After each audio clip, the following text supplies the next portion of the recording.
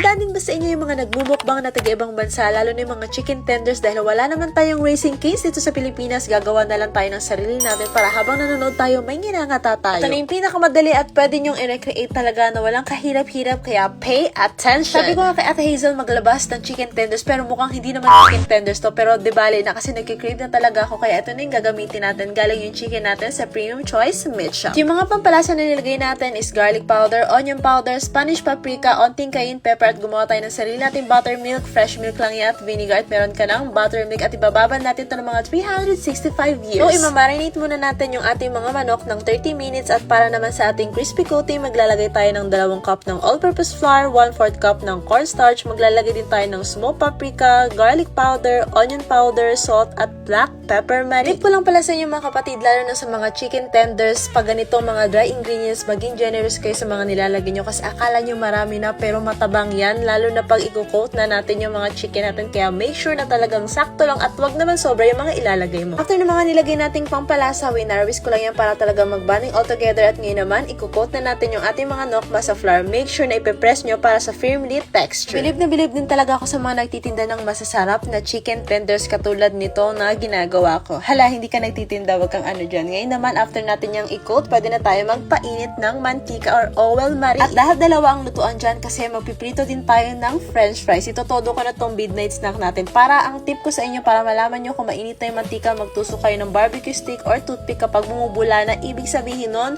mainit na siya. Marami pala nagtatanong at nagtatag sa akin, bakit daw yung binibili niyang french fries sa department store, bakit daw kapag piniprito niya nagiging labsak or malambot? Huwag nyo pong i-defrost yung french fries, lalo na pag galing sa freezer. Pag kuha nyo sa freezer, iprito nyo na siya agad. Ay, mga kapatid, ayan, yung chicken tenders natin o yung nokma natin, naprito na natin siya, at ayan, na-achieve ko yung gusto kong pagkakaprito. Hindi dry yung ating chicken tenders, hindi natin siya na-overcook, at ngayon mag-pay attention kayo sa sauce. Sobrang sarap nito. Para sa ating sauce, maglalagay tayo ng sriracha or hot sauce, melted butter, salted butter yan, tapos naglagay din ako ng Worcestershire sauce, at pagkatapos ng Worcestershire sauce, ayan, haluin nyo lang. Kapag naging ganito na yung consistency, i-dip nyo lang, huwag nyo ihalo para hindi mawala yung crispiness ng ating chicken tenders. At ilalagay na natin din yung fries. Alimutan ko pala sabihin, para sa ating sauce, naglagay din pala ako ng honey dahil isa yan sa pinakamagpapasarap ng sauce nyo. At ayan, meron na tayong Raising Cane inspired na midnight snack. Sino ka dyan, diba? Mukbang talaga ako kasi masarap talaga siya. I'm sure marami na naman magagalit sa inyo kasi hindi ko sinabi yung ingredients ng dip ko. Ito guys, banana ketchup, Eden mayo, tapos nilagay ko yung onting ginawa nating sauce para sa ating chicken. At ayan, Viola, may masarap ka ng dip. So ano pang hinihintay nyo?